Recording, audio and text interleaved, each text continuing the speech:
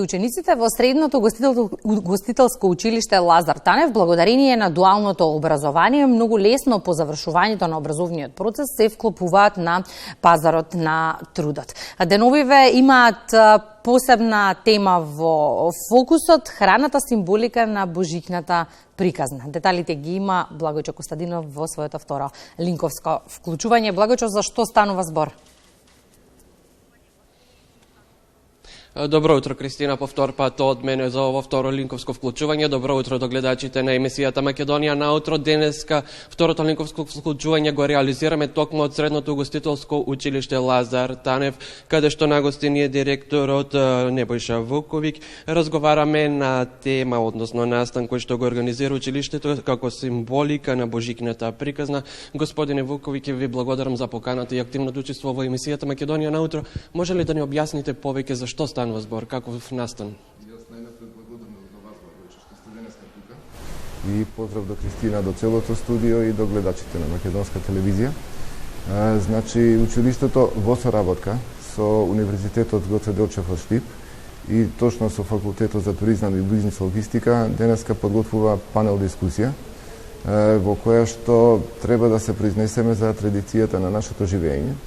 Нормално дека таа традиција мора да е поврзана со храната и насловот на панел дискусијата е храната символика на божичната приказна. Значи, треба да проследиме се она што се случува во време на божичните пости. Значи, тоа што трае 6 недели, да видиме како се одвива патот на таа храна до Божек и точно на Божек што се случува како одбележие повторно поврзано со храната. Токму освен панел дискусијата, дали е предвидено и некои други активности, односно подготовка на храна, односно да се пренесе традиционалната храна, таа изобилува со богата и мрсна и постна храна. Знаеме дека сме во Божикни пости. Каква е идејата на училиштето, како ќе се реализира тој проект? Вака сега, значи, училиштето работи на осовременување на наставата, поврзана со осовременување на подготовката на храна и низиното послужување. Меѓутоа, тоа не значи дека ние смееме да заборавиме традицијата, така да сите обичаи, начините на подготовка, традиционализмот во подготвувањето на таа храна се негува и се почитува овде во целост. Токму заради тоа, значи, денеска имаме спој на традиционалното живење и на модернизмот во подготвувањето на таа храна.